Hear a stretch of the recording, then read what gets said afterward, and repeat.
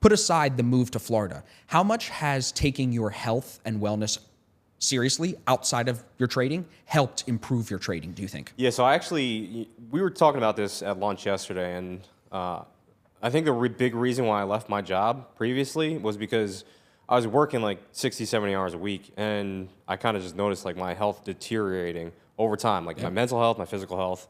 You just don't have time to work out, right? When you're working from 6 a.m., well, essentially 6 a.m., because you're, hour commute to the office, get there at 7, leave by like 7 or 8 at night.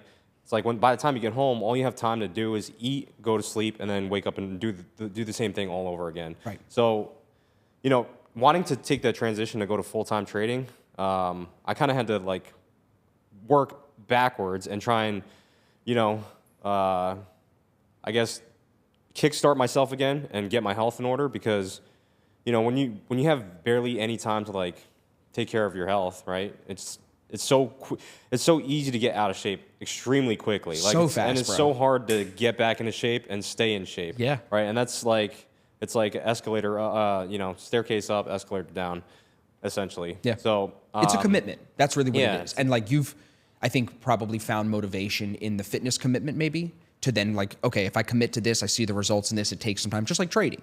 I think if we talk about your payouts, over $1 million in payouts, that's going to be something we have to keep circling back to because it's incredible. Some of your payouts were like $600. I saw a couple of the payout certificates were like $2,000, $1,500. No one's thinking, here's my $1,500 payout, I'm on my way to $1 million. Let me say not no one. Most people aren't thinking that, except the people that are committed. So I brought that fitness thing up in the beginning because I think commitment is a very strong internal characteristic that successful traders have to have. Tim Sykes was just here saying the same thing. The difference maker is in work ethic. Work ethic really comes from commitment. How much are you willing to work for it and sacrifice certain things? So as you've put the fitness stuff as a priority, has anything had to sacrifice? Have you had to take maybe less workshops or less webinars with the trading stuff to say, I need to go give this hour a day to the gym? Do you find yourself having to make sacrifices like that? Yeah, I think so. But I think it's a vital part of being a high performer. Sure. Because, if I miss the gym for a couple days on end, it's like I feel terrible about myself. Right. It's harder for me to get work done. It's harder for me to stay focused on the charts. It sucks. It's terrible, man. And and it's definitely a slow growth thing. It's the same thing with trading. Everybody thinks they can have that overnight success and be, six-pack abs the next day, and it's not like that, right? Yeah. Like it's incremental steps.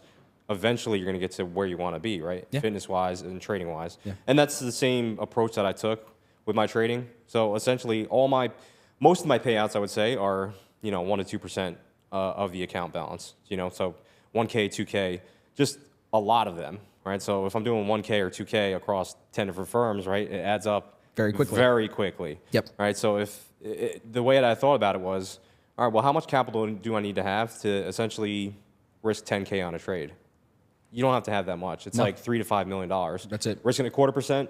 It's like 10K. Yep. It's a huge amount of money. So 2R, you can have 20K days, 30K days, 40K days, and barely lift a finger, right?